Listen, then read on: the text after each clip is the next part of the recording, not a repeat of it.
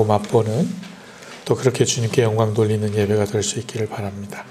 하나님의 임재를 구하는 경건한 예배를 위해서 먼저 휴대폰 벨소리를 진동으로 바꿔주시기 바랍니다.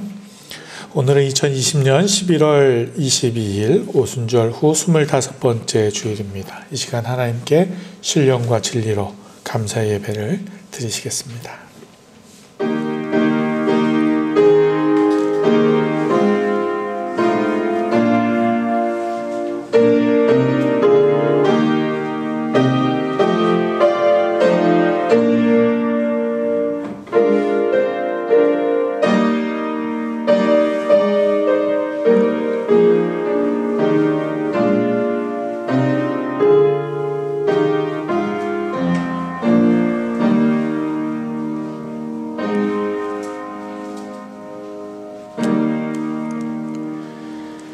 내가 여호와를 항상 송축하며 그를 송축함이 내 입에 계속하리로다.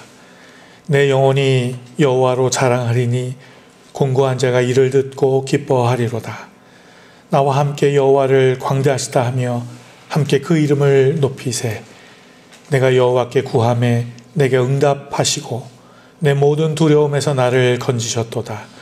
이 곤고한 자가 부르짖음에 여호와께서 들으시고 그 모든 환난에서 구원하셨도다. 하나님은 영이시니 예배하는 자가 영과 진리로 예배할지니라. 아멘.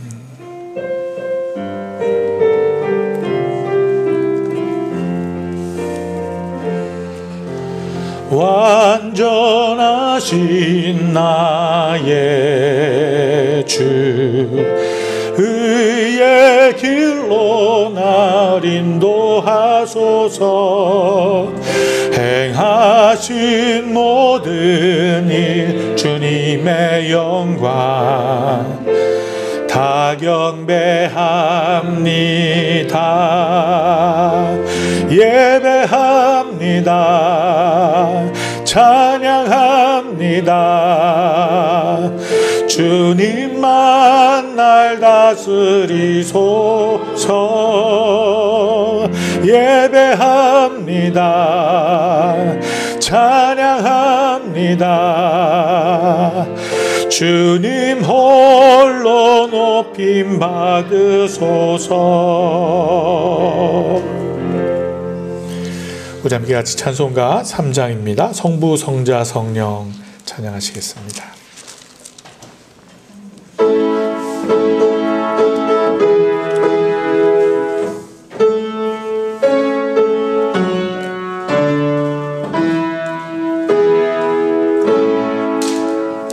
성부, 성자와 성령 찬송과 영광 돌려 보내세.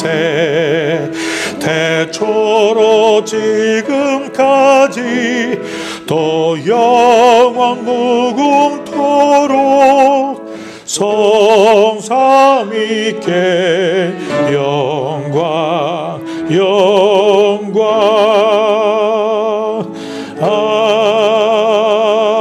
아멘. 하나님이여, 주의 인자를 따라 내게 은혜를 베푸시며 주의 많은 긍휼을 따라 내 죄악을 지워주소서. 나의 죄악을 말갛게 씻으시며 나의 죄를 깨끗이 제하소서. 무릇 나는 내 죄과를 아오니 내 죄가 항상 내 앞에 있나이다.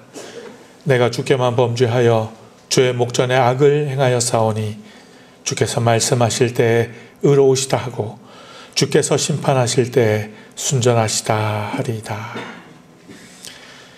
이 시간은 고백의 기도 시간입니다. 지난 한 주간을 살면서 하나님과 사람 앞에서 잘못한 것을 먼저 침묵으로 고백하는 고백의 기도를 함께 드리시겠습니다.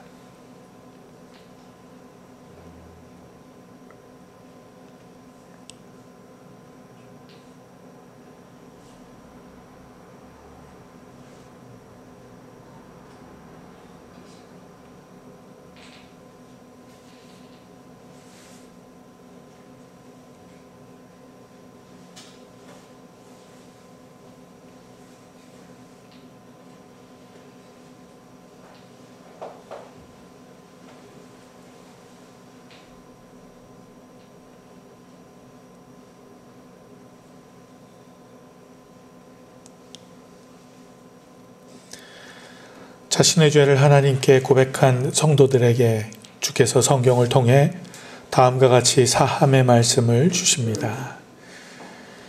여호와는 긍휼이 많으시고 은혜로우시며 노하기를 더디하시고 인자하심이 풍부하시도다.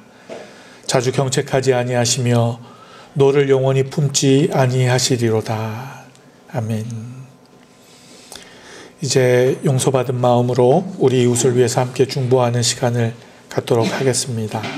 우리 더불어 함께 드리는 기도의 제목들을 따라서 오늘 드려지는 이 예배를 위해서 또 나라와 민족을 위해서 특별히 코로나 이 팬데믹 상황이 또 많이 또 위험한 상황으로 치닫고 있는데 하나님께서 또 우리의 상황과 형편들을 잘 또 다스려 주실 수 있도록 또 이 나라를 잘 또 이끌어가 주실 수 있도록 특별히 기도 부탁을 드립니다.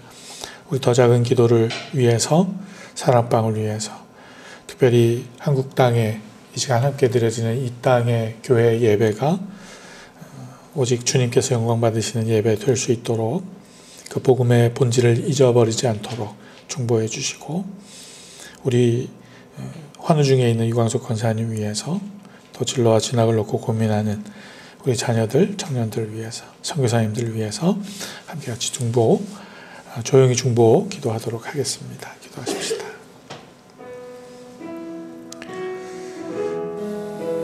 하나님 우리 가운데 은혜를 베푸시옵소서. 우리가 함께 모여 주님 앞에 예배 드릴 때 주님 우리 공동체를 기억하시며 온전히 주님의 그 말씀과 그 생명 앞에 머무는 시간이 될 수 있도록 주님 우리 한 사람 한 사람을 붙들어 세워 주옵소서. 그래서 우리의 입술을 통해서 고백되어지는 이 찬양과 또 주님을 향한 간구와 예배가 오직 주님의 마음을 울리는 또 주님께 영광 돌리는 주님 한 분만을 높여드리는 거룩한 예배 될 수 있도록 도와주옵소서. 나라와 민족을 위하여 기도합니다.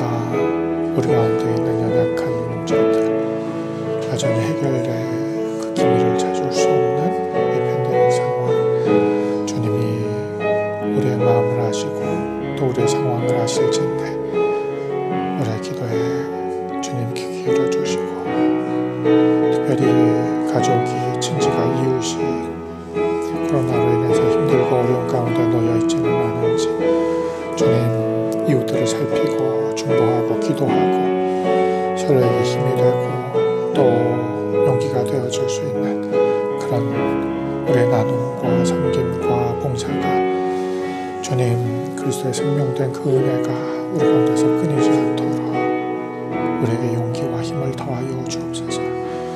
교회를 위해서 기도합니다.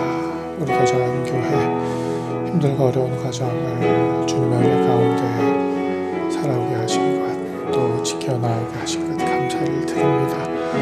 주께서 기억하시는 은혜와 그 사랑 이 땅 가운데 교회가 존재해야 되는 그 본질을 우리가 잊지 않을 수 있도록 도와주시고 교회를 놓고 기도하는 하나님의 나라요 교회가 될 수 있도록 도와주시고 뿐만 아니라 주님 그 교회를 이루고 있는 구성원들 우리의 권속들 하나님 한 분 한 분의 가정과 삶과 그 생업과 또 그들이 땀 흘려 노력하고 또 헌신하는 그 삶의 그 중심 가운데 동행해 주셔서 하나님의 은혜가 경험되어지는 거룩한 삶 살아갈 수 있도록 주님 인도하여 주옵소서. 특별히 정말 필요한 우리 유광석 권사님 기억해 주시고 오늘도 뭔가 마음이 피곤하고 또 어려움이 있으셔서 함께 하지 못하고 있는데 온라인으로 주님 앞에 무릎 꿇고 기도할 때 주님 그 마음에 살아계신 성령님 우소부조하신 하나님께서 함께 동행하시며 그 생명을 지키시고 기억하여 주셔서 주님을 따르는 일이 있게 도와주옵소서. 윤경이 선호 또 희조 희경이 또 하리와 원희를 좀 기억해 주시고 그 청년들의 삶과 주님 동행하여 주옵소서.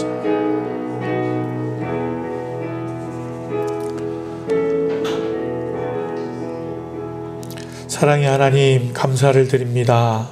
우리의 삶 가운데 하나님, 우리가 당면하는 어려움과 또 위기를 거기에 묶여 있지 않게 하시고 내 이웃을 살피고 또 함께 바라보며 주께서 한 몸 되라 말씀하시는 그 은혜를 잊지 않고 기억하는 그런 교회 되게 하시고 또 그런 우리가 되게 하시니 감사를 드립니다. 기도하게 하셔서 우리가 이 복음 또 믿음의 본질을 잊지 않는 온전한 교회가 될 수 있도록 주님 인도하여 주옵소서. 바라옵건대 우리가 마음과 뜻과 정성을 모아 드리는 기도를 주님께서 들으시는 줄 믿습니다. 주님의 뜻을 우리의 삶 가운데서 이루어 주옵소서. 예수 그리스도의 이름으로 기도드립니다. 아멘. 이제 믿음으로 주님께서 가르쳐 주신 기도를 한 목소리로 드리시겠습니다. 하늘에 계신 우리 아버지, 아버지의 이름을 거룩하게 하시며 아버지의 나라가 오게 하시며 아버지의 뜻이 하늘에서와 같이 땅에서도 이루어지게 하소서. 오늘 우리에게 일용할 양식을 주시고 우리가 우리에게 잘못한 사람을 용서하여 준 것 같이 우리 죄를 용서하여 주시고 우리를 시험에 빠지지 않게 하시고 악에서 구하소서. 나라와 권능과 영광이 영원히 아버지의 것입니다. 아멘. 우리 함께 같이 찬송가 405장입니다. 주의 친절한 팔에 안기세 405장 찬양하시겠습니다.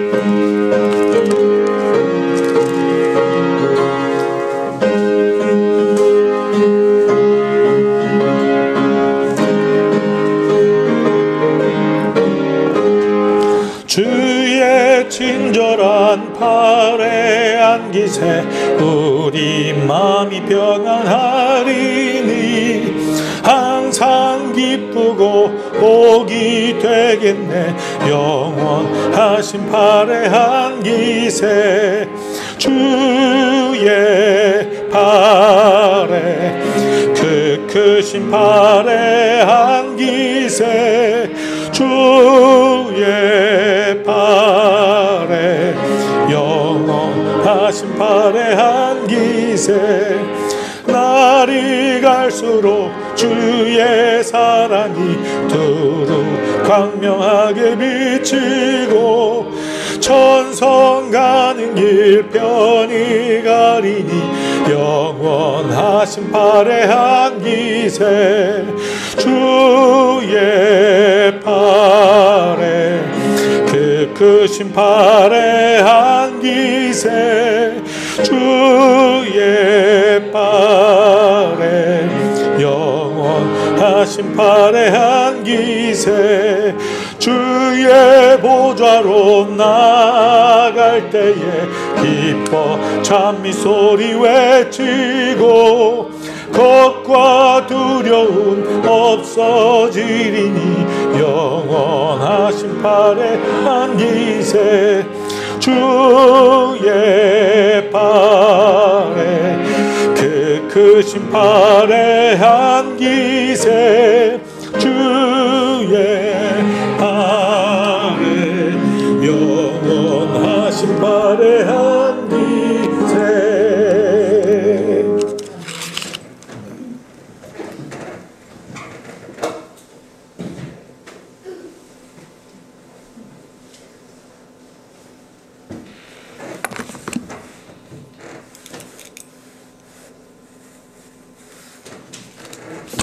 기도하겠습니다. 깊은 고랑 속에서 주께 부르짖사오니 주여 제 소리를 귀히 여겨 들으소서. 제 비는 소리를 귀히 여겨 들으소서. 주님께서 죄악을 헤아리신다면 주여 감당할 자 누구리이까. 오히려 용서하심이 주께 있사와 더더욱 당신을 섬기라 하시나이다. 제 영혼이 주님을 기다리오며 당신의 말씀을 기다리나이다. 파수꾼이 새벽을 기다리기보다 제 영혼이 주님을 더 기다리나이다. 파수꾼이 새벽을 기다리기보다 이스라엘이 주님을 더 기다리나이다. 주께는 자비가 있사옵고 풍요로운 구속이 있음이오니 당신은 그 모든 죄악에서 이스라엘을 구속하시리이다. 주님, 주일 아침입니다. 밤새 겨울로 향하는 비가 내렸고 이렇게 선물로 받았던 한 해가 끝을 향해 가는데 올 한 해는 예상하지 못했던 바이러스를 열심히 펴며 살아온 기억만 가득한 것 같습니다. 하지만 감사한 것은 이 시간들을 통해 내 삶의 주인이 내가 아닌 아버지 하나님이신 것을 더 분명히 깨달을 수 있었다는 것입니다. 주일이면 당연히 교회에 가서 예배를 드리던 일상이 나의 선택이 아닌 주님의 은혜였음을, 하루하루를 안전하게 살아가는 날도 또한 주님의 은혜임을 고백합니다. 그 은혜에 늘 감사하며 나와 내 주변을 돌아보고 함께 삶을 나누고 성숙한 신앙을 살아갈 수 있기를, 또한 나의 나눔에 소외된 자들이 있는 것은 아닌지 다시 생각하고 재정과 시간을 사용하는 우리가 되기를 기도합니다. 더 작은 교회 공동체 또한 한 해를 잘 마감하며 도움의 손길을 보내주신 분들께 감사하고, 새해에는 교회로서의 사명을 더욱 잘 이해하고 행동하는 교회가 될 수 있기를 기도합니다. 또한 주일학교와 중고등부 학생들 그리고 청년과 장년들이 어떻게 해야 성경을 더 잘 이해하고 뉘우친 말씀을 삶에 녹여내며 살아갈 수 있는지 함께 고민하고 방법을 찾으며 진정한 한 몸이 되어가기를 소망합니다.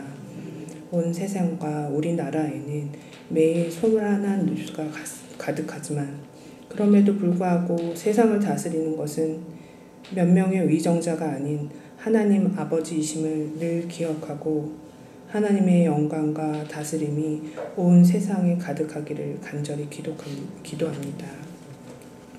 예배를 위해 섬김을 담당하는 모든 이들과 어디서든 이 시간을 기억하며 온라인으로 함께하는 귀한 성도들에게 주님이 허락하신 자비와 은총을 부어주시고, 특별히 선포되는 말씀을 은혜로 받아 삶을 변화시킬 수 있는 힘을 허락하여 주시길 바랍니다.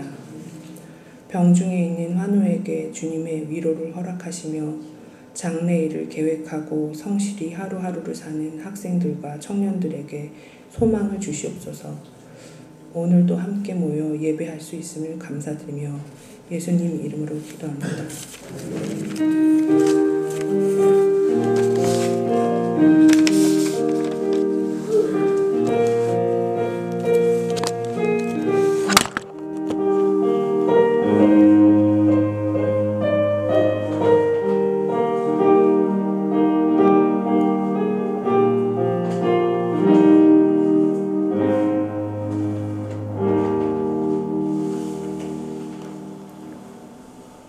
오늘 함께 읽을 말씀은 사도행전 15장 12절로 35절까지의 말씀입니다. 신약 성경 213페이지입니다.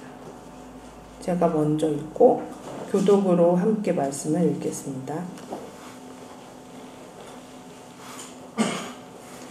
온 무리가 가만히 있어 바나바와 바울이 하나님께서 자기들로 말미암아 이방인 중에서 행하신 표적과 기사에 관하여 말하는 것을 듣더니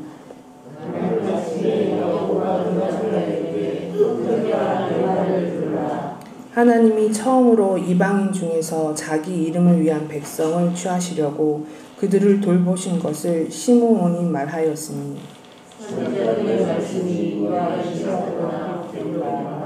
이 후에 내가 돌아와서 다윗의 무너진 장막을 다시 지으며 또 그 허물어진 것을 다시 지어 일으키리니, 이는 그 많은 사람들과 내 이름으로 일컬음을 받는 모든 이방인으로 그를 찾게 하려 하셨으니, 즉 예로부터 이것을 알게 하시는 주의 말씀이라 함과 같으니라.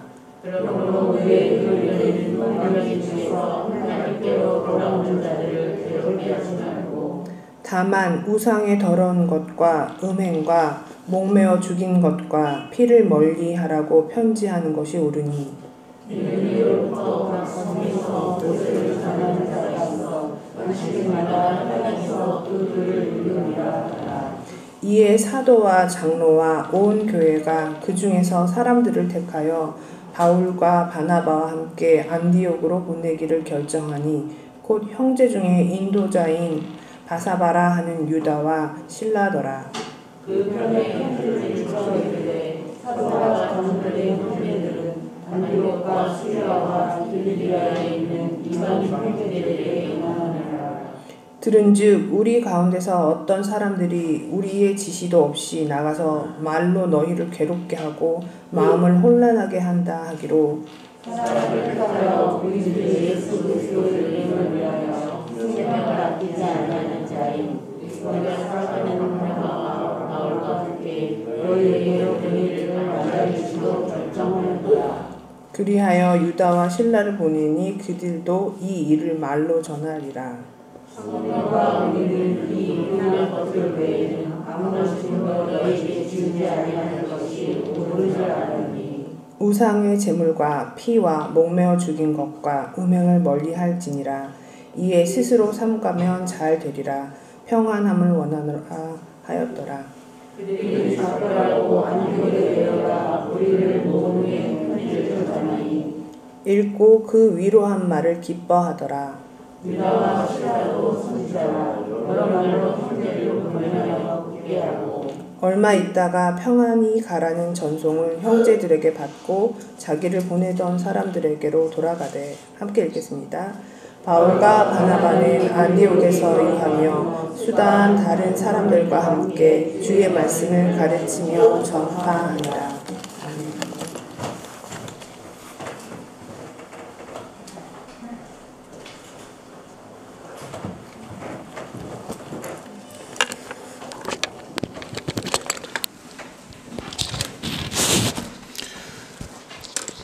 감사합니다.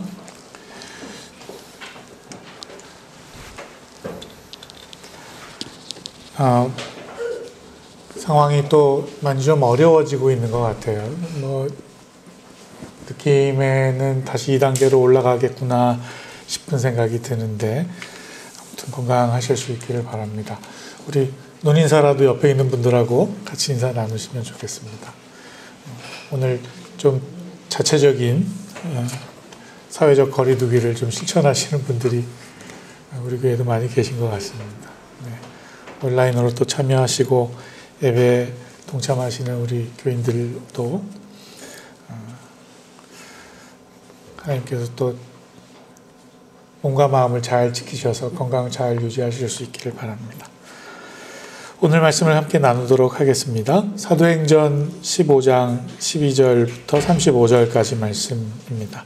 막힌 담을 허무는 사람 중재자라는 제목으로 말씀을 나누겠습니다. 우리가 먼저 보았던 이 15장 1절부터 11절까지 전반부는 교회 내 논쟁에 관한 이야기였습니다. 바울과 바나바가 전한 복음과는 달리 무조건 할례를 통과해야만 구원이 있다고 말하던 그런 어떤 사람들 이렇게 지칭이 되어 있었는데 유대에서 온 그 어떤 사람들 때문에 안디옥 이 교회 안에 갈등이 시작되는 장면을 우리가 지난주에 살펴봤습니다. 그래서 이 갈등의 문제를 어떻게 극복하게 되었었죠? 결국 이 논쟁이 서로 조정되기가 쉽지 않은 관계로 예루살렘 회의를 통해서 유대인의 예루살렘 그 회의 안에 참석해서 과연 누구의 말이 옳은가, 은혜로 구원을 얻는다는 이 바울의 말이 옳은지 아니면 할례까지 완수해야 구원이 있다는 이 유대 교사들의 말이 옳은지 한번 판결을 기다려보자 하는 과정까지 도달하게 되죠. 그런데 비슷한 논쟁이 이 예루살렘 회의에서도 반복이 되게 됩니다. 그리고 그렇게 똑같은 어려움이 진행되고 있을 때 그때 나타났던 사도가 바로 베드로였습니다. 베드로가 자신의 경험을 이야기하면서 이방인들에게도 자신과 동일한 유대인들과 동일한 구원이 있었다라는 사실을 증언하게 되죠. 하나님께서 베푸시는 구원에 이런 민족적인 차별이 있지 않다라는 것을 역설하게 됩니다. 우리 그 장면을 같이 한번 다시 읽어보시면 좋겠습니다. 우리 설교 안에 세번역 성경으로 15장 8절부터 11절까지입니다. 읽어보시겠습니다. 사람의 마음속을 아시는 하나님께서는 우리에게 주신 것과 같이 그들에게도 성령을 주셔서 그들을 인정해 주셨습니다. 하나님께서는 그들의 믿음을 보셔서 그들의 마음을 깨끗하게 하시고 우리와 그들 사이에 아무런 차별을 두지 않으셨습니다. 그런데 지금 여러분은 왜 우리 조상들이나 우리가 다 감당할 수 없던 멍에를 자신들의 제자들의 목에 메워서 하나님을 시험하는 것입니까? 우리가 주 예수의 은혜로 구원을 얻고 그들도 꼭 마찬가지로 주 예수의 은혜로 구원을 얻는다고 우리는 믿습니다. 예, 이렇게 바울의 고백이 있게 되자 이 예루살렘 회의 안에서의 이 회의장 안에서의 분위기가 속된 말로 갑분싸라고 그러죠. 이렇게 갑자기 싸해지는 침묵이 흐르게 됩니다. 우리 이 다음 구절을 한번 읽어보실 텐데요. 침묵이 흐르게 돼요. 근데 우리가 오늘 본문을 개역개정성경으로 읽으셨는데 개역개정성경에는 온 무리가 가만히 있어 이렇게 번역이 되어 있거든요. 근데 이 가만히 있었다는 게 그냥 어떤 행동적인 모습이 아니라 움직이지 않고 가만히 있었다 이런 의미가 아니고 조용했다라는 의미예요. 그렇게 번역이 돼야 조금 더 이해가 쉬운데 개역개정판이 조금 상황을 이해하기가 쉽지는 않습니다. 아무튼 이렇게 침묵이 좀 흘러가고 그런 상황들이 연출이 되는데 그러니까 우리가 생각을 해볼 것이 베드로의 이 말에 그 회당장의 분위기가 갑자기 침묵이 흘렀다는 게 과연 어떤 의미냐는 거죠. 생각이 좀 되십니까? 아무도 이 베드로의 말에 반문할 수가 없었다는 거죠. 막 논쟁이 일어나고 있었는데 갑자기 조용해진 겁니다. 자신들의 주장이 얼마나 복음의 본질에서 벗어나 있는 그런 시대착오적인 이야기인지를 깨닫게 되는 순간이었던 겁니다. 그리고 이어지는 장면이 그 침묵 가운데에서 바나바와 바울이 자신들의 그 사역에 대한 보고를 하게 됩니다. 이방인들에게 본인들이 어떻게 복음을 전했고 그게 또 어떤 일들이 일어나고 있었는지를 이야기하게 돼요. 베드로의 이 증언에 힘입어서 논쟁이 벌어지고 있었던 바울과 바나바의 입장이 조금 인정받고 부각되는 장면인 거죠. 그래서 자신들의 사역을 이야기합니다. 하나님이 자신들을 통해서 이방 민족에게 행하셨던 기적과 이적을 구체적으로 다시 나누게 돼요. 할례 없이도 아무런 차별 없이 이방 민족이 경험한 구원의 증거가 어떠했는지를 함께 쏟아내며 이야기하게 되는 겁니다. 우리 한번 보시죠. 세번역 성경 사도행전 15장 12절입니다.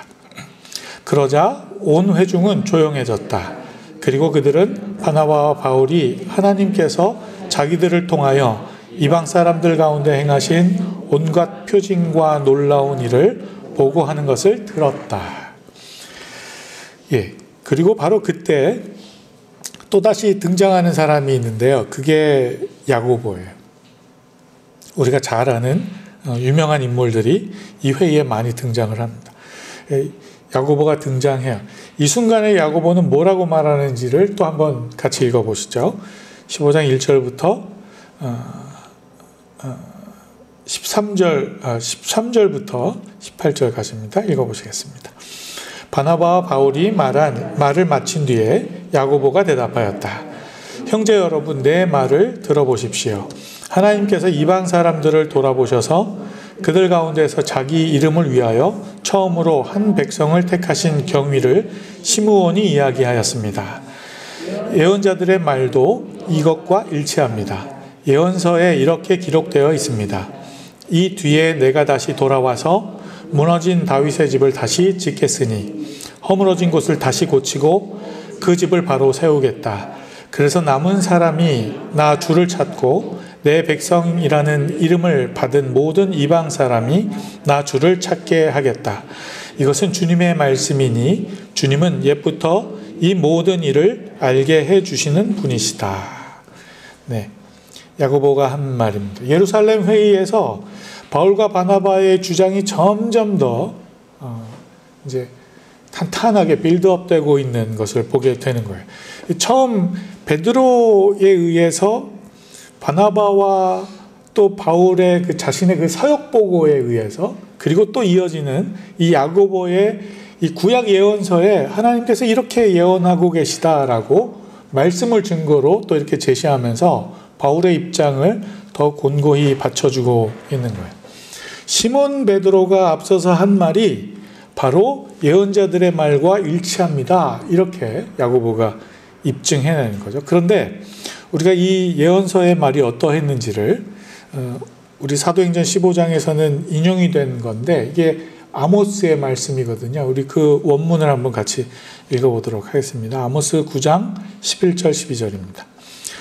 그날이 오면 내가 무너진 다윗의 초막을 일으키고 그 터진 울타리를 고치면서 그 허물어진 것들을 일으켜 세워서 그 집을 옛날과 같이 다시 지어놓겠다. 그래서 에돔 족속 가운데서 남은 자들과 나에게 속해 있던 모든 족속을 이스라엘 백성이 차지하게 하겠다. 이것은 이 일을 이루실 주님의 말씀이다. 예. 우리가 읽은 사도행전에 인용된 야고보가 인용한 그 말씀과 이 아모스의 이 말씀이 그 워딩 자체가 똑같지는 않아요. 정확히 똑같지는 않지만 그러나 이 역사적인 이 사건의 맥락과 배경은 틀림이 없는 것입니다. 다윗의 성전이 퇴락된다는 이야기, 또 이 바벨론 포로기 이후에도 이 어려운 상황에도 불구하고 하나님께서 다시 회복해 주실 것을 약속하는 메시지가 이제 담겨 있는 거예요. 그런데 그 회복의 약속이 누구에게 향하고 있냐는 거죠. 우리가 17절 다시 한번 보시면 에돔 족속 가운데서 남은 자들과 그리고 나에게 속해 있던 모든 족속, 우리가 인용된 문구에서는 모든 이방 민족이 나를 찾게 하겠다. 이렇게 약속하고 계신 거예요. 그러니까 이스라엘 민족뿐만이 아니라 나에게 속한 그렇게 믿음을 고백한 모든 이방 민족까지도 회복과 구원의 약속이 주어지고 있는 거예요. 그러니 이방인들이 뭐 할례 받았네 안 받았네 뭐 이렇게 하면서 그 이방인들을 괴롭힐 일이 아니라고 말씀을 이제 입증하고 있는 겁니다. 그런데 다만 우리가 점검해야 하는 일이 있다면 이거 정도는 조금 점검을 해봐야 돼라고 이제 덧붙여서 첨언해서 하는 이야기가 있는데 그게 사도행전 15장 19절부터 21절까지 말씀입니다. 같이 확인해 보시죠.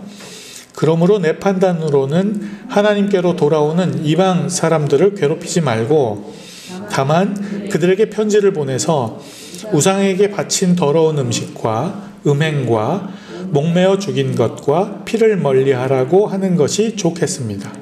예로부터 어느 도시에나 모세를 전하는 사람이 있어서 안식일마다 회당에서 그의 글을 읽고 있습니다. 예, 이제 야고보가 이어서 하는 이야기인데요. 그러니까 야고보가 다만 교육이 필요한 부분이 조금 있다라고 하는 부분이 어떤 부분인지 한번 다시 보세요. 우상에게 바친 더러운 음식을 먹지 말 것. 이걸 한번 확인해야 된다는 거예요. 이게 무슨 이야기입니까? 그러니까 이거는 어떤 음식은 먹어도 되고 어떤 음식은 먹으면 안 돼. 뭐 이런 음식을 선택하는 문제가 아니라 왜냐하면요. 이걸 그러니까 이 문구에 그냥 묶여버리면 안 되는 게 우상에게 바친 더러운 음식 먹지 말 것. 그러면 우상에게 음식은 바쳐도 되나? 이렇게 해석할 수 있잖아요. 그러니까 이 말의 뜻은 음식을 어떤 음식 먹냐 마냐 이 문제가 아니라 우상에게 음식 바치는 행위. 그러니까 우상 숭배하지 말라는 의미의 이야기인 거죠. 그래서 우상 숭배하는 일이 없도록 하라는 겁니다. 두 번째가 뭡니까? 음행하지 말 것입니다. 부연 설명이 필요 없는 부분이라고 생각이 됩니다. 가장 기본적인 또 건강한 삶을 위한 도덕을 지켜나가는 그런 문제에 관한 이야기입니다. 세 번째, 목매어 죽인 것과 피를 멀리하라는 겁니다. 그러니까 이 부분은 유대인 그리스도인들에게 거슬리는 음식들 그 중에서 특별히 피를 멀리하라는 거, 피가 섞인 음식을 먹지 않는 거. 이제 우리가 흔히 지금은 이제 할랄 푸드라고 그래서 이렇게 구분돼서 음식이 많이 이제 시판되기도 하는데, 그러니까 피를 완전히 뺀 음식들, 고기들 이런 거를 이제 그 모세 율법에 나온 고기를 먹는 그런 기준들이죠. 근데 그 가치는 이제 이 피의 생명이 있기 때문에 피를 먹지 말라 하는 것인데, 근데 제가 선지국을 참 좋아해요.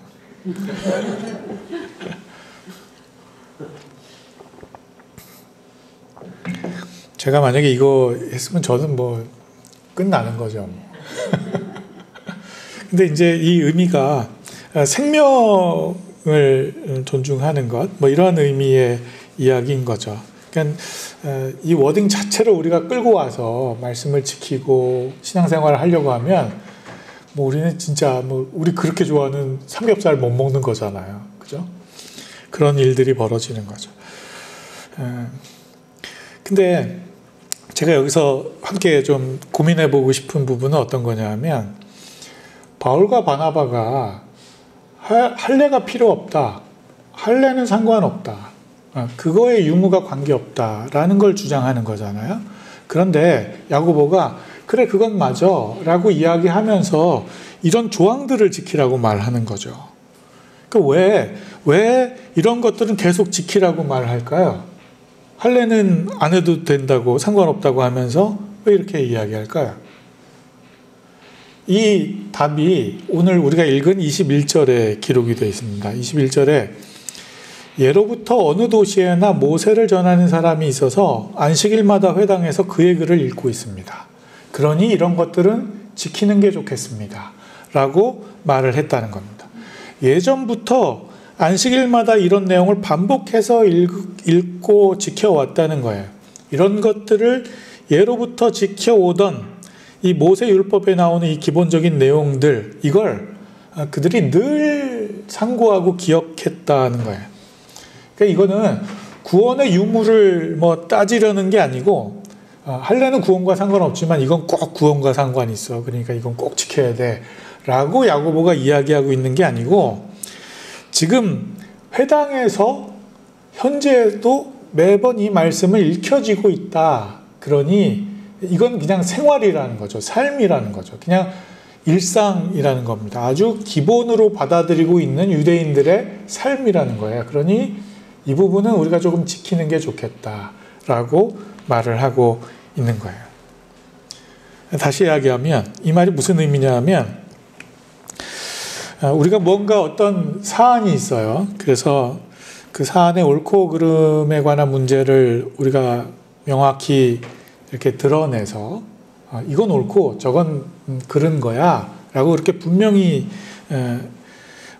상황을 정리한다고 하더라도 그것이 모든 사람들에게 납득되고 또 타당하게 그렇게 받아들여지기 위해서는 일정 기간이 필요한 거죠. 어떤 단계와 과정들이 필요한 겁니다. 뭐 예를 하나 들어보면 이제 교회니까 교회 상황을 예로 한번 들어보면 우리 한국 교회 안에서 여성이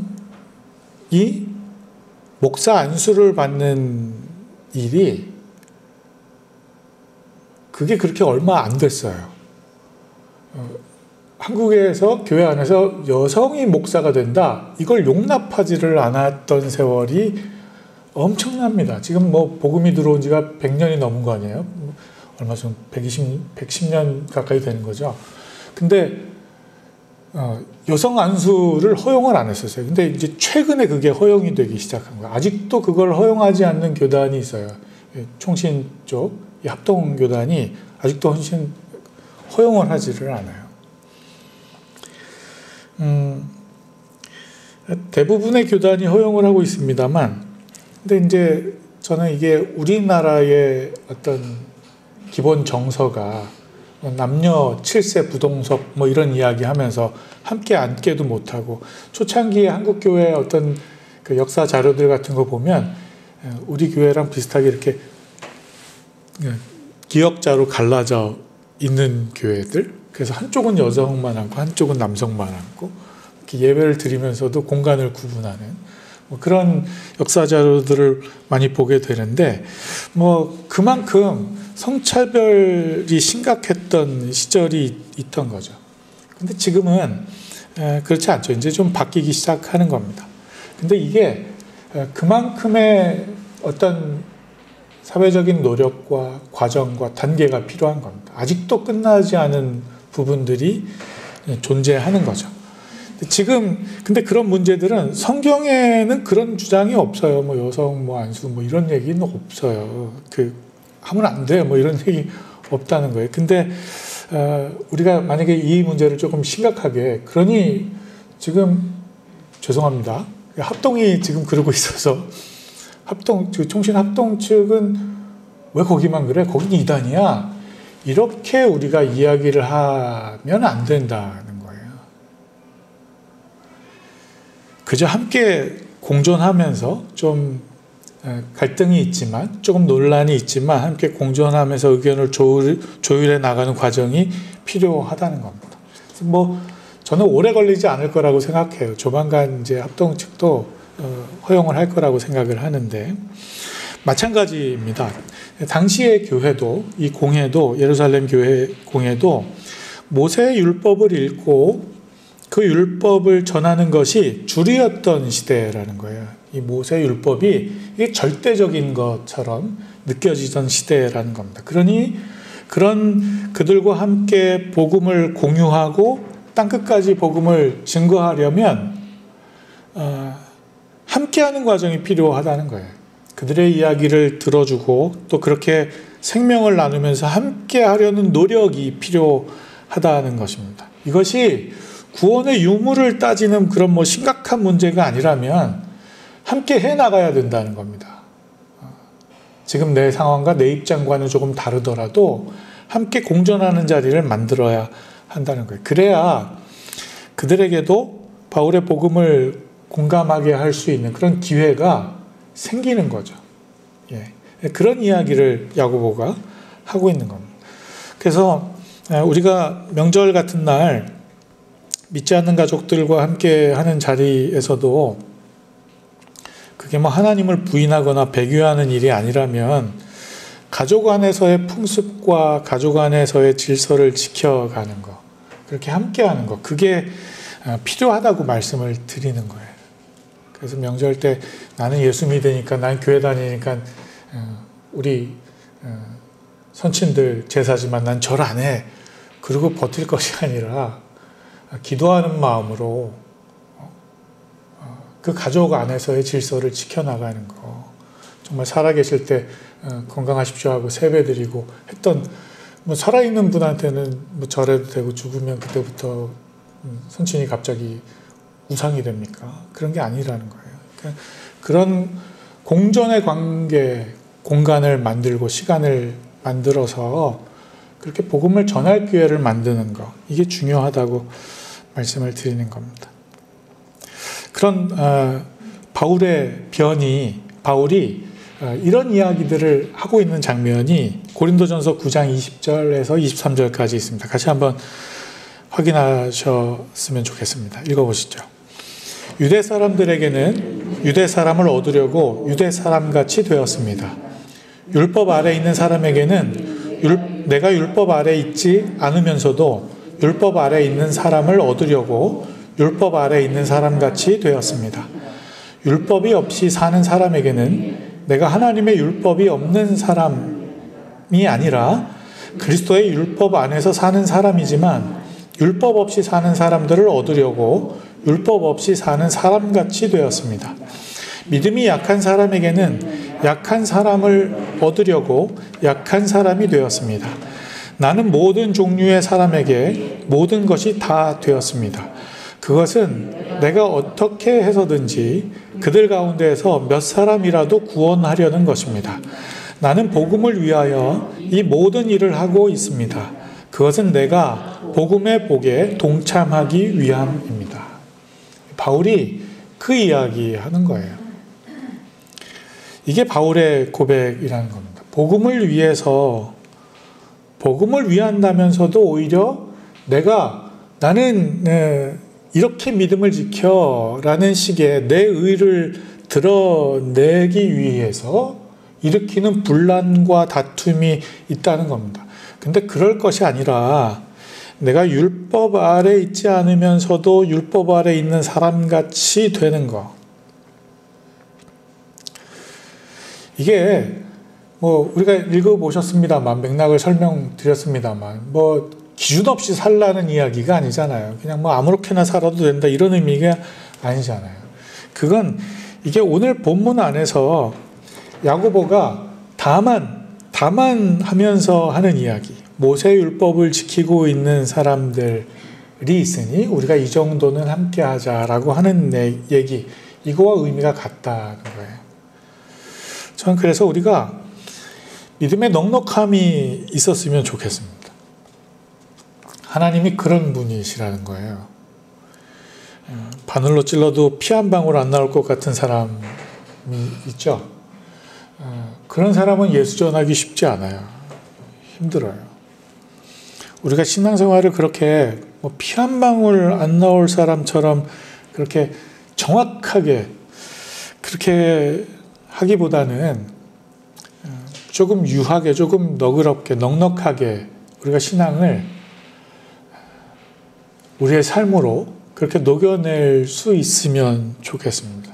그게 믿음 생활 잘하는 것이 아니에요. 내가 이거 정확하게 이건 한다. 뭐 그런 거. 그런 사람은 주변에 사람들이 없어요. 정확한 건 좋은데 정 안 가는 사람. 내가 죄 때는 결코 안 묻히고 살 거야. 내 구원을 고백하고 내가 하나님 앞에서 구원받은 자로 살아가는데 내 신앙생활 정확히 잘 지켜야지. 그러니 주변에 죄 짓는 사람들 뭐 다 멀리하고 정확히 마치 묵윤실에 들어가서 사는 사람처럼 그렇게 신앙생활 할 수 있을까요? 그렇게 하고 싶으십니까? 그렇게 되면 아마도 영원히 뭐 안전하게 살 수는 있을 것 같아요. 근데 이웃과 복음을 나눌 기회는 없어지는 겁니다. 타협하라고 말씀드리는 게 결코 아니고 뭐 어떤 뭐 회색 분자처럼 살아가라고 말하는 게 결코 아니고 내가 율법 아래 있지 않으면서도 율법 아래 있는 사람처럼 율법을 지키는 사람을 한 명이라도 구원 얻기 위해서 그런 정신이 필요하다는 거죠. 그러니까 모든 악으로부터 모든 세균으로부터 철저히 분리돼서 안전하게 살아가는 것을 신앙의 목표로 삼을 게 아니라 그렇죠. 이 코로나 상황에서 우리나라는 지금 안전하니까 다 철통 봉쇄, 중국 못 들어오게 해, 다 못 들어오게 해. 이럴 게 아니라 왜 그걸 교회에서 주장하는지 모르겠어요. 그럴 게 아니라 오히려 중재자가 되어야 하는 겁니다. 베드로처럼 야고보처럼 모두를 아우를 수 있는 그런 넉넉함이 필요하다는 겁니다. 또 그러기 위해서는 복음의 본질이 무엇인지에 대한 분명한 기준도 먼저 갖추고 있어야 되겠죠. 예, 그리고 이제 바울과 바나바는 좋은 결론을 이렇게 얻어서 안디옥으로 돌아오게 됩니다. 그런데 예루살렘 교회에서 바울과 바나바가 안디옥 교회로 돌아오게 될 때 몇 사람을 더 딸려 보내죠. 그게 유다와 실라라고 기록이 되어 있어요. 유다와 실라가 함께 바울의 일행이 돼서 안디옥 교회로 돌아오게 됩니다. 우리 그 내용 함께 같이 읽어보시겠습니다. 세번역 성경 사도행전 15장 22절로 27절까지입니다. 그래서 사도들과 장로들과 온 교회가 대표들을 뽑아서 바울과 바나바와 함께 안디옥으로 보내기로 결정하였다. 그래서 대표로 뽑힌 사람은 신도들 가운데에서 지도자인 바사바라고 하는 유다와 실라였다. 그들은 이 사람들 편에 아래와 같은 내용의 편지를 써보냈다. 형제들인 우리 사도들과 장로들은 안디옥과 시리아와 길리기아의 이방 사람 교우 여러분에게 문안합니다. 그런데 우리 가운데 몇몇 사람이 여러분에게로 가서 우리가 시키지 않은 여러 가지 말로 여러분을 혼란에 빠뜨리고 여러분의 마음을 어지럽게 하였다는 소식을 들었습니다. 그래서 우리는 몇 사람을 뽑아서 사랑하는 바나바와 바울과 함께 여러분에게 보내기로 만장일치로 결정하였습니다. 바나바와 바울은 우리 주 예수 그리스도의 이름을 위해서 자기 목숨을 내놓은 사람들입니다. 또 우리가 유다와 실라를 보내니 그들이 이 일을 직접 말로 전할 것입니다. 네. 예루살렘 교회가 하고 있는 이 방법, 해결해 나가는 이 방법들을 한번 보세요. 바나바와 바울을 다시 안디옥 교회로 보내면서 유다와 실라를 더불어 함께 보내게 된 이유, 그 이유를 한번 보세요. 뭐라고 되어 있습니까?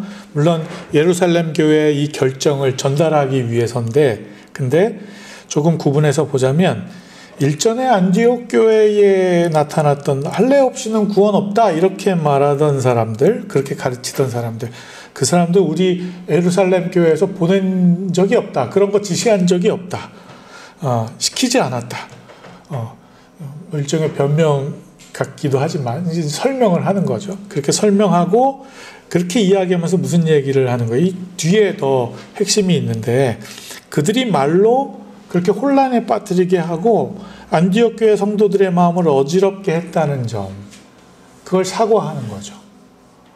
우리가 하지는 시킨 일은 아니지만 그런 일들이 일어났다니 애석하다, 참 안타깝다, 이렇게 말을 하는 겁니다. 말로 혼란에 빠뜨리고 마음을 어지럽게 한. 항상 공동체를 어렵게 만드는 일은 이 말로부터 시작이 되는 것 같습니다. 말로 사람을 혼란스럽게 해요. 어지럽게 합니다. 마음을 흔들어 버리는 거죠. 조심해야 되는 부분입니다. 그리고 두 번째, 바나바와 바울은 우리 주 예수 그리스도의 이름을 위해서 자기 목숨을 내놓은 사람들이다, 이렇게 이야기하는 거예요. 그 두 사람이 가서 해야 되는 이야기 중에 한 파트예요.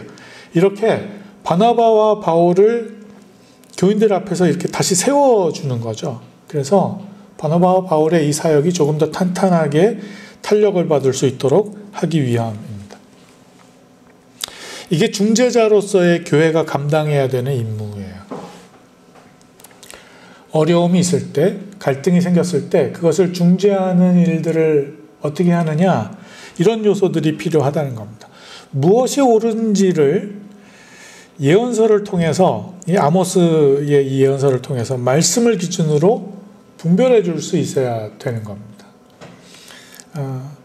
그래서 성경을 많이 읽어야 되는 거예요. 성경을 늘 곁에 두셔야 되는 겁니다. 제가 지난 시간에도 이야기를 잠깐 했습니다만 조혜련 씨가 이런 이야기를 했더라고요. 성경을 읽지 않으면 내가 상상하는 하나님을 믿게 된다. 성경을 읽지 않으면 내가 상상하는 하나님을 믿게 된다. 신자들에게 하는 얘기죠. 예수는 믿어요. 신앙생활은 해요. 근데 성경은 안 읽어요. 그냥 설교만 들어요. 그리고 하나님은 어떤 분이실 거야, 이렇게 상상을 하는 거예요. 그러다 보면 내 편의를 따라서 상상 속에 그 하나님을 믿게 된다는 거예요. 근데 그건 성경에서 이야기하고 있는 하나님이 아닐 수 있다는 거죠. 실제 하는 말씀이 기준이 된 하나님을 체험하고 만나실 수 있어야 한다는 겁니다. 그래서 말씀을 기준으로 하는 것입니다. 중재자의 역할 중에 아주 중요한 덕목입니다. 그리고 두 번째는 결론이 났으니 판결문 하나 들려 보낼 수도 있죠. 땅땅땅 예루살렘 교회의 결론은 이거야 라고 보낼 수 있어요. 근데 그게 아니라 유다와 실라를 직접 동행시키는 겁니다.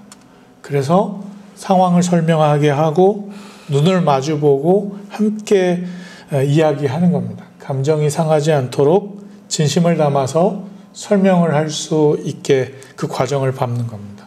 왜 그렇습니까? 그 안디옥 교회 안에 여전히 바울과 바나바의 입장과는 반대되는 자리에서 함께 논쟁을 벌이던 사람들이 존재하고 있기 때문입니다. 그러니 그런 과정과 노력이 필요하다는 겁니다. 단순히 통보하고 끝날 일이 아니라는 거예요. 직접 찾아가서 그 형제들에게 문안하고 소통하고 나눔을 통해서 해결해 나가는 노력이 필요한 거예요. 그러니까 편지를 보내면서도 우리 교회의 장로와 성도들이 그 교회 안에 길리기아와 안디옥과 그 교회 안에 있는 이방 성도들에게 문안드립니다 하고 편지를 시작하는 것입니다. 왜냐하면 우리가 감정을 가지고 있는 사람들이기 때문입니다. 우리가 그냥 A는 B 하고 어떤 지시에 따라서 프로그래밍된 로봇이 아니기 때문입니다. 요즘 특별히 인터넷 온라인 시대일수록 더욱 저는 이런 부분들이 더 조금 세심하게 배려가 돼야 될 것 같아요. 손쉽게 편한 방법이 물론 우리의 사회 안에 존재하지만 경우에 따라서는 꼭 얼굴을 맞이하고 그렇게 함께 손을 맞잡고 체온을 좀 느낄 수 있는 그런 나눠야 하는 이야기들이 있기 때문입니다. 이런 일들을 간과해서는 안 될 거예요. 조금 더 우리가 친밀하게 그런 과정들을 좀 만들어 갈 수 있기를 소망을 합니다. 세 번째 마지막으로 하나 더 말씀을 드리자면 이 자칫 이 논쟁의 과정에서 목회적인 치명상을 받을 수도 있는데 바울과 바나바가 왜냐하면 그 교회 안에서 본인들이 가르쳤던 내용과 다른 내용을 주장했기 때문입니다. 그러니 갈등이 있고 논쟁이 벌어진 거예요. 근데 그 바울과 바나바를 세워주고 격려하는 거죠. 그들은 우리 주 예수 그리스도의 이름을 위해서 자기 목숨을 내놓은 사람들입니다. 이렇게 이 이야기를 직접 예루살렘에서부터 안디옥까지 찾아가서 이야기해 주는 거예요. 성도들 앞에서. 그만큼 저는 이 바울과 바나바가 사람들을 감동시킨 그런 앞뒤가 다르지 않은 사람이었겠구나 짐작이 돼요. 과연 그들이 목숨을 걸고 일을 하고 있구나라는 걸 예루살렘 교회 안에 있는 장로들과 성도들이 확인하고 있는 것이죠. 그래서 오늘 본문을 보면서 저는 마음의 반성이 많이 좀 되었습니다. 나는 과연 목숨을 걸고 예수를 증거하고 있는가 생각을 해보게 됩니다. 사랑하는 성도 여러분, 예수를 목숨 걸고 믿고 계십니까? 그냥 취미생활 하듯이 그냥 사회적인 내가 갖춰야 되는 여러 분야들 가운데 한 종교로 그 많은 종교들 가운데 한 꼭지로 기독교를 선택하고 예수를 믿고 있지는 않으십니까? 우리 자신들을 한번 되돌아봐야 돼요. 내가 열심내고 있는 일들이 어떤 일들인지 한번 살펴봐야 돼요. 목숨 걸고 하고 있는 일들이 과연 어떤 일들인지. 그저 그게 우리의 욕심을 채우기 위한 일들에 우리가 목숨을 걸고 있는 것은 아닌지. 사람을 괴롭게 하고 마음을 혼란케 하는 일들에 우리가 열심을 내고 있지는 않은지. 저는 사람을 살리는 일들, 사람을 다시 숨쉬게 하는 일들, 그런 일들이 우리 가운데서 열심 내는 일들이 되었으면 좋겠습니다. 하나님께서 인정해 주시는 일들. 교회 다니면서 신앙생활은 하는데 성경 지식은 참 엄청나게 많이 있는데 정작 우리의 삶은 말로 사람을 괴롭게 하고 마음을 혼란케 하는 그런 삶을 살아가고 있지는 않은지. 사람을 살리는 일에 목숨을 걸고 살아가실 수 있는 저와 여러분들이 되실 수 있기를 바랍니다. 막힌 담을 허물어내는 교량 역할을 감당하는 삶. 서로의 오해를 풀어내고 의심을 씻어내고 그렇게 서로에게 신뢰를 보내고 기꺼이 먼 길을 달려가서 증인이 되어주는 삶. 그런 중재자 된 삶. 그게 바로 예수 그리스도께서 우리 가운데 오셔서 보여주신 이 땅 가운데 임재하셔서 보여주신 그런 삶의 모습이 아니겠습니까? 이제 대림절 기간도 다가오고 있는데 주님이 이 땅 가운데 오신 이유가 그냥 그 역사적인 사건이 기억되고 기념되는 것이 아니라 그 의미를 우리의 삶으로 살아가는 그런 노력. 그것이 우리 가운데에서 잊혀지지 않기를 바랍니다. 그런 일들이, 그런 소식들이 우리 삶 속에서도 나타날 수 있게 되기를. 특별히 더욱 힘든 이 팬데믹 상황 속에서 더 많이 들려졌으면 좋겠습니다. 우리 모두가 정말 그런 일에 목숨을 한번 걸어보는 그런 가치 있는 삶 살아가실 수 있기를 예수 그리스도의 이름으로 간절히 축원드립니다. 우리 함께 같이 찬양하십시다. 주는 평화 막힌 담을 모두 허셨네. 우리 찬양 부르시면서 주님께서 보여주신 그 평화의 삶 우리도 살아갈 수 있게 되기를 바랍니다 하는 마음으로 찬양하십시다.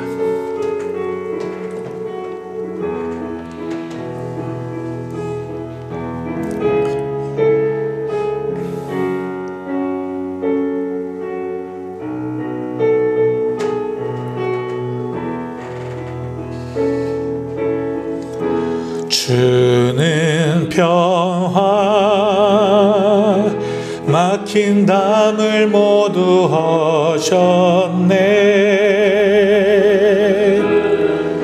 주는 평화,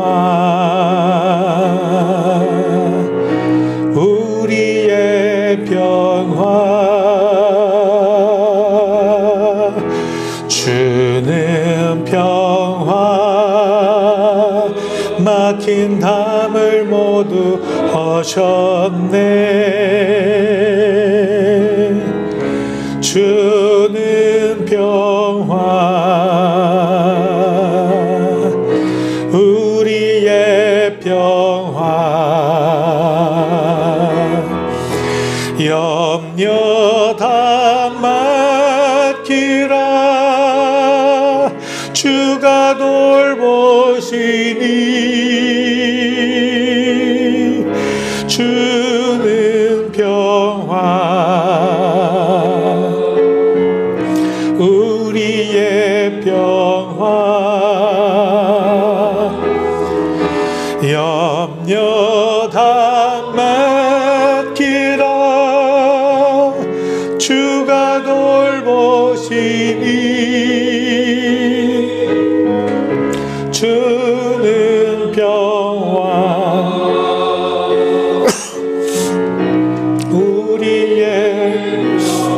염려 다 맡기라, 주가 돌보시니. 염려 다 맡기라, 주가 돌보시니. 주는 평화, 우리의 평화.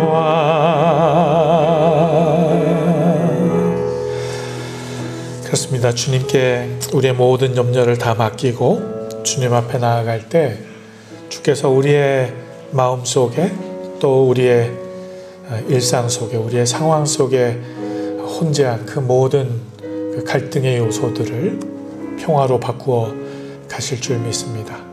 그리고 그런 주님의 중재의 역할이 바로 오늘 저와 여러분에게 우리의 삶 가운데서도 일어나야 되는 그런 복음의 본질인 것을 우리가 기억할 수 있기를 소망합니다. 우리 말씀을 기억하시면서 막힌 담을 허물어내는 삶, 그 삶이 우리 가운데 있기를 소망합니다. 우리 함께 같이 기도하며 나아가시겠습니다. 기도하십시다. 주님, 주께서 우리의 삶 가운데 보여주시는 은혜, 그 본질, 그 가치들, 이것들이 우리의 삶에서도 녹여질 수 있기를 소망합니다. 아무런 일들이 나타나지 않아도, 아무런 이적과 기사가 우리의 삶 가운데 보여지지 않아도 주님이 우리의 삶과 또 교회 안에서 이루어 가시는 역사, 그것이 무엇인지를 우리가 곰곰이 말씀을 묵상하고 기억해내는 그 과정들을 통해서 깨달을 수 있도록 도와주시고, 그 깨달음을 통해서 주님께서 과연 우리의 삶에서도 드러나기를 바라시는 이 복음의 삶, 이 중재된 삶, 주님이 다리를 놓는 삶의 모습이 우리 가운데서 나타날 수 있도록, 주님, 우리의 욕심을 채워나가는 일이 아니라 내 욕심을 채우기 위해서 하나님을 붙드는 것이 아니라 주께서 우리의 삶에 그렇게 다가오셨듯이 우리도 그 귀한 삶을 살아드리는 그 은혜와 그 가치가 우리 가운데서 경험되어질 수 있도록 주님 도와주옵소서.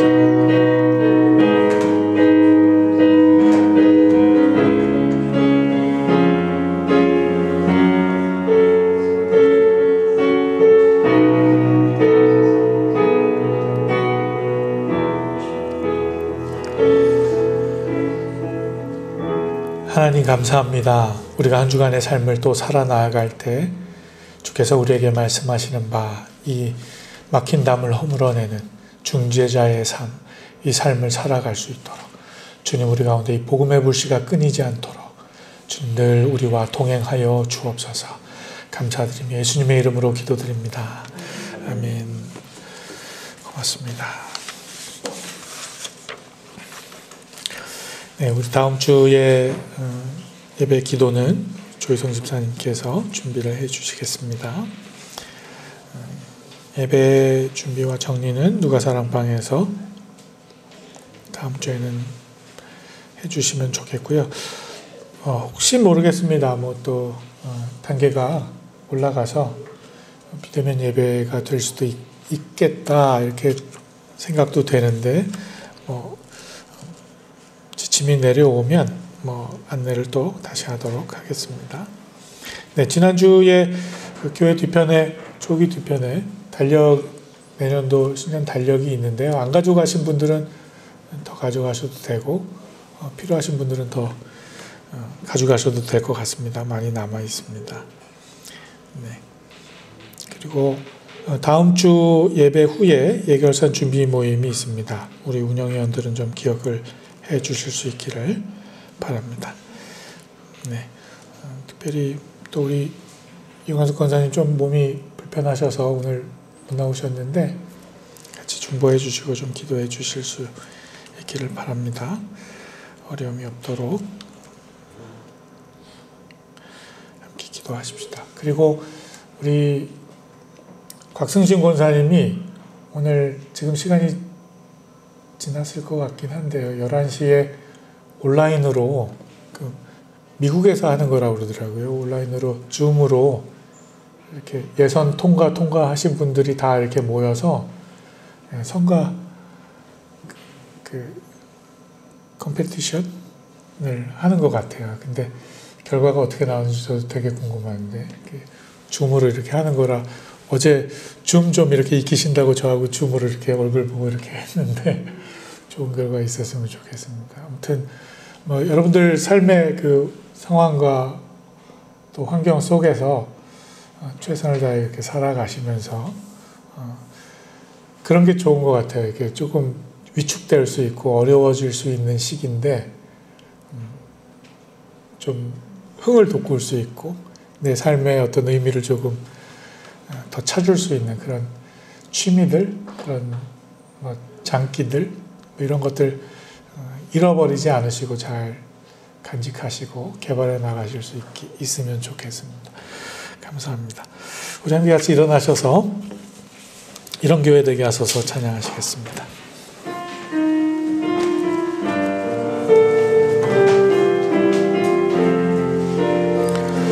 진정한 예배가 숨쉬는 교회 주님이 주인 되시는 교회 믿음의 기도가 쌓이는 교회 최고의 찬양을 드리는 교회 말씀이 살아 움직이는 교회 성도의 넘치는 교회 섬김과 헌신이 기쁨이 되어 열매 맺는 아름다운 교회 주님의 마음 닮아서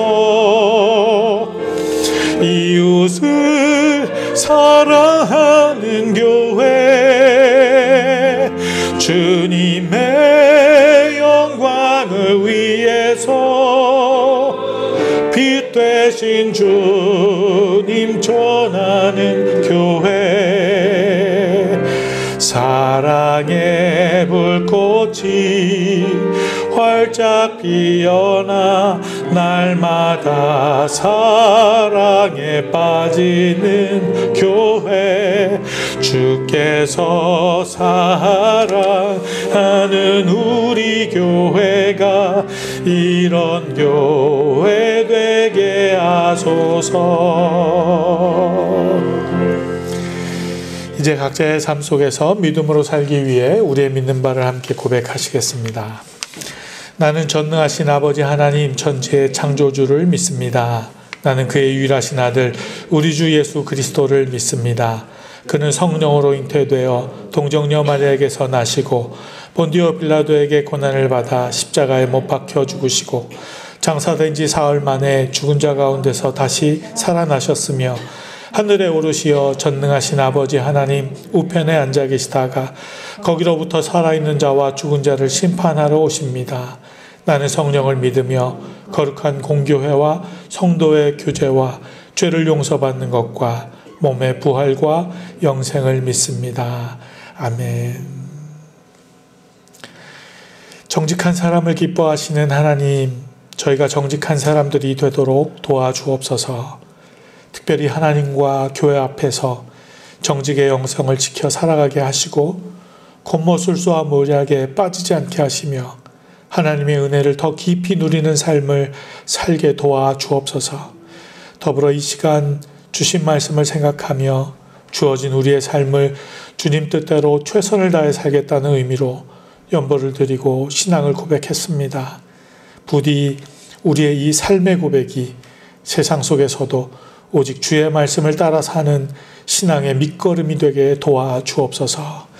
지금은 우리 주 예수 그리스도의 은혜와 아버지 하나님의 크신 사랑하심과 성령의 내주 임재 교통하심이 이 자리에 함께한 모든 성도 한 사람 한 사람과 또 가정에서 온라인으로 예배드리는 사랑하는 가족들, 흩어진 가족들의 그 삶과 생업 위에 지금부터 영원토록 함께 하시기를 간절히 축원하옵나이다. 아멘.